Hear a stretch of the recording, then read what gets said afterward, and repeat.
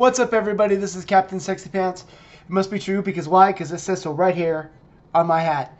And thank you for showing up. And here's another Funko Pop reveal for you today.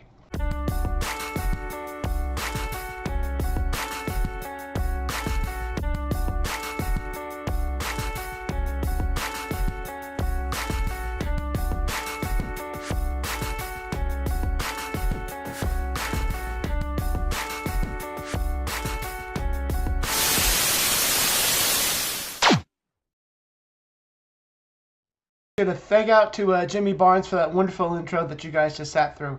So today's pop is a very important pop for me. It's one of the ones that my wife gave to me on our first anniversary, and I love her to death. And shout out to you, baby.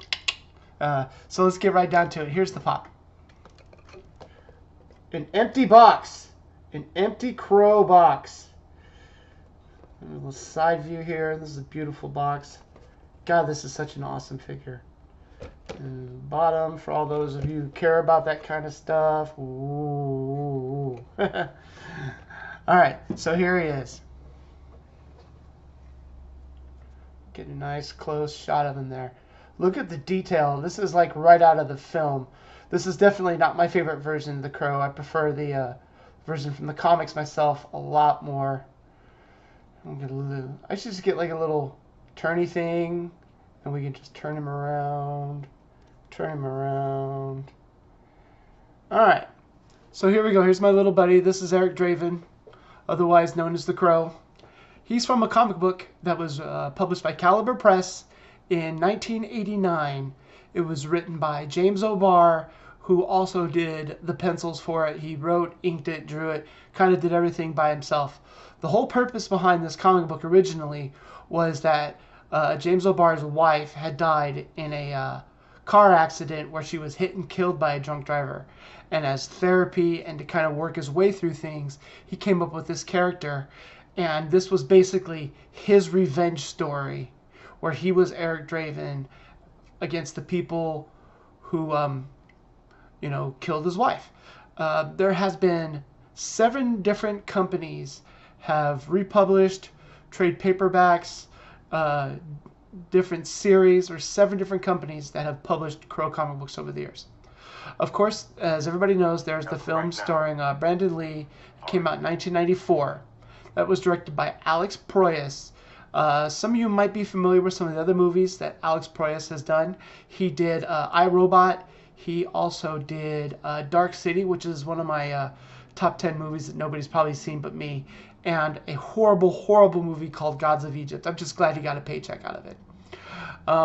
There's also been 8 different novels, which I had no clue of, that there are 8 novels based around the Crow and kind of the universe that James O'Barr had created. Also, there was a video game, and I believe it came out on the Saturn and on various PC formats. There was also a collectible card game like Yu-Gi-Oh!, Pokemon, Magic the Gathering that got one set, and I've never even seen a card of this. If anybody knows where to get a hold of this card game, I'd love to see it, because it's got stills from the movie from scenes that were not included in the film. So I'm really interested to see what it looked like, and I'm such a big nut for card games like that. Really like to be able to check it out. Why the Crow is important to me. I was 21, 22 maybe, when the movie came out. And I was one of those guys. Yeah, I dressed up like the Crow for Halloween, but at the time I had shoulder length black hair, so it was really easy to pull off. I grabbed a leather jacket out of my closet, grabbed a pair of leather pants out of my closet, and boots, and it was just the most awesome thing that you've ever awesomed. So in the comments down below, if anybody else has seen this movie or is in love with this character as much as I am, tell me what your favorite thing about the Crow is. For me, it's definitely the story of revenge. It's a story of a man who was so madly in love with his wife that he just had to find a way. And for me personally, I'm always about trying to find a way. You can always accomplish your goals, even if it is coming back from the dead and killing a bunch of people. So let's take one more look at Mr. Crow here. And God, he's just such an awesome pop.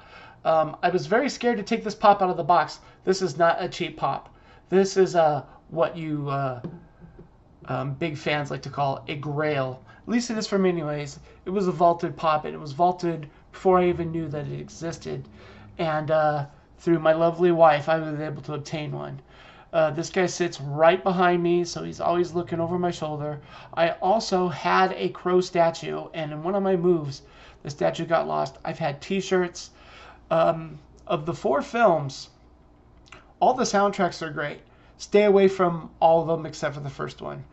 The Crow soundtrack for the first movie might just be my favorite film soundtrack. If anybody else loves the soundtrack as much as I do, comment down below and tell me what your favorite song on it is. I think mine is the Cure song, or maybe the Henry Rollins song. It's kind of hard.